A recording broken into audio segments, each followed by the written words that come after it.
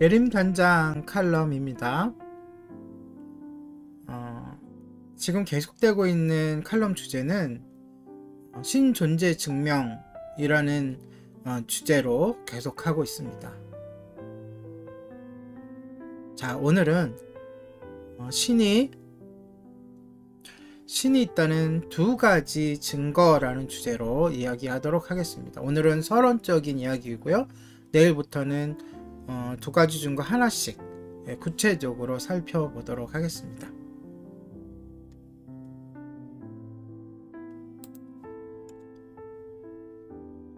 성경에서 말하는 것이 사실인지 아닌지 확실한 증거가 있나요?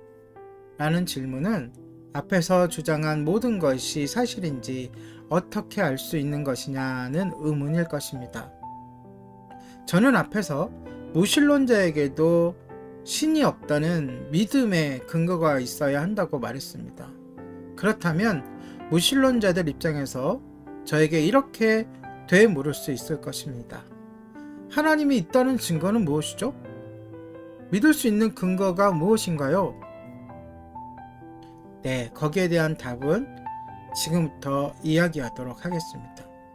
그 증거는 두 가지입니다. 첫째는 객관적인 증거인데 바로 예수 그리스도의 부활이고요. 둘째는 주관적인 근거인 기도의 응답입니다. 이 두 가지 증거에 대해서 저의 결론을 말씀드리겠습니다. 오늘은 서론적인 부분을 말씀드리겠습니다.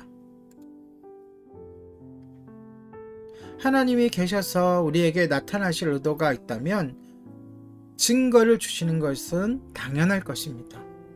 증거가 없이는 믿을 수 없기 때문이죠. 우리 인간의 구조가 그렇습니다. 증거가 있어야 믿게 되는 거죠. 이는 아주 중요한 부분입니다. 만약 하나님이 계시다면 여러분은 특히 지금 이 제가 드리는 말씀의 대상자인 하나님을 믿지 않는, 아직 교회에 발을 들이지 않은 여러분은 어떻게 믿을 수 있을까요?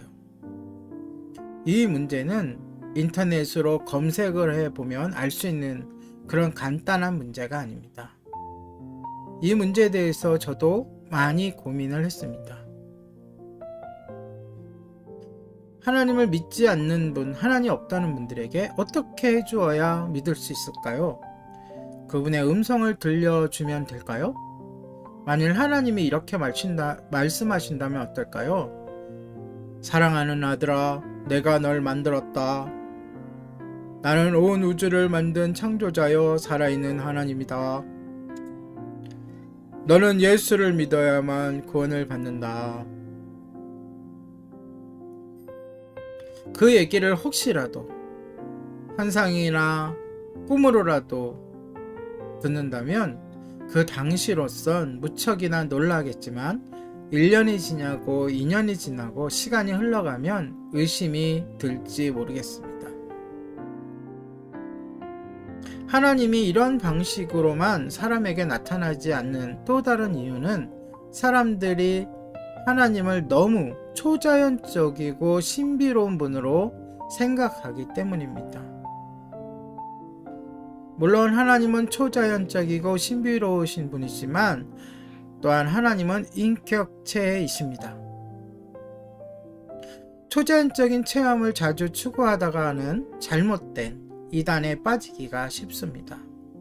하나님은 우리 인간과 인격적 관계를 맺길 원하시기에 인간을 자발적인 존재로 만드셨습니다.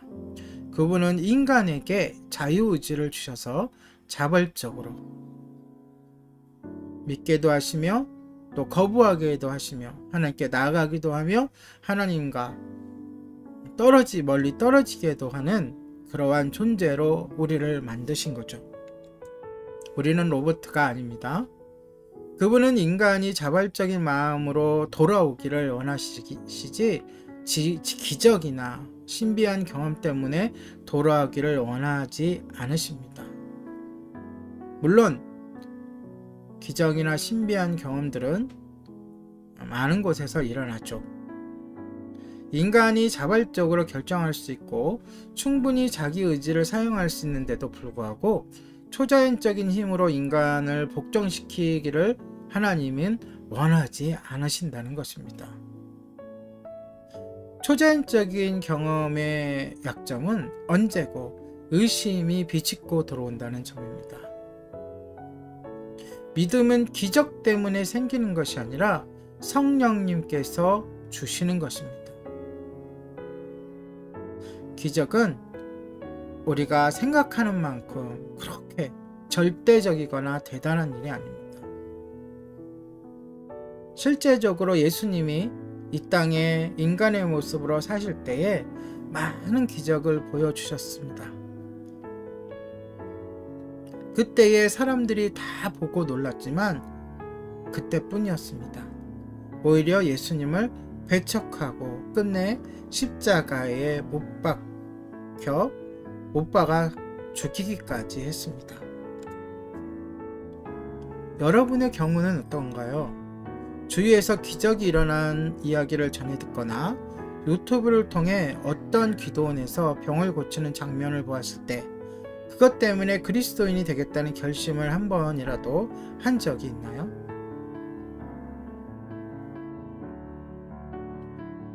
아니면 의심스러운 눈으로, 아니면 요만큼이라도 의심이 들었었나요?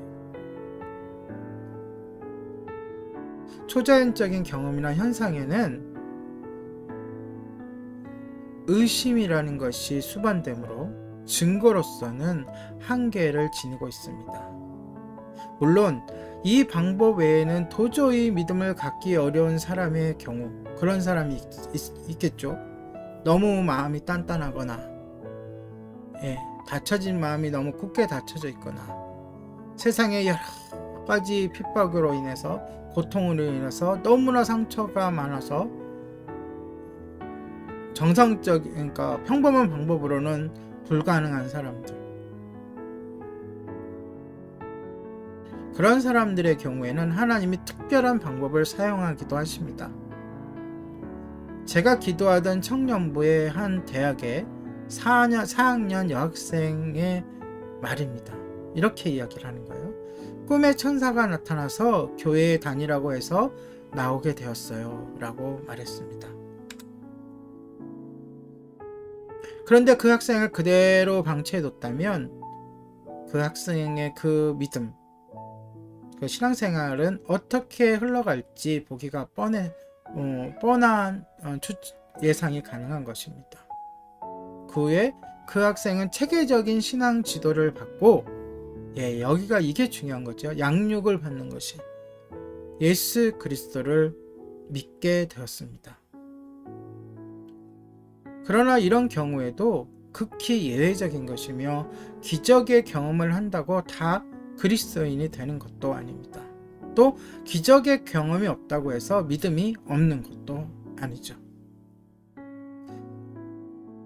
심지어 저는 제가 직접 경험한 많은 경우에 병원에서도 못 고칠 병을 기도로 낫게 된 사람들도 당시에는 믿음이 있는 것 같고, 당시에는 교회 열심히 다닐 것 같고, 하나님을 위해 살겠다고 다짐도 하지만 시간이 지나면 결국 하나님을 믿는 마음을 잊어버리는 그러한 사람들을 종종 볼 수 있습니다. 그러니까 이러한 기적의 체험, 신비의 체험은 그 각 개개인의 하나님의 은혜로 주시는 것이지, 그것이 직접적으로 믿음과 구원과 연관되어 있다고 얘기할 수는 없는 것입니다.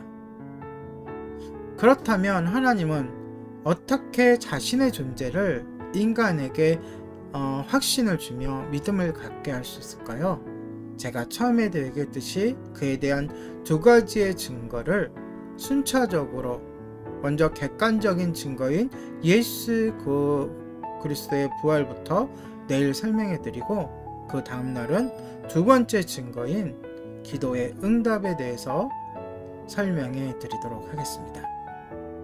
오늘의 예림단장 탈론이었습니다.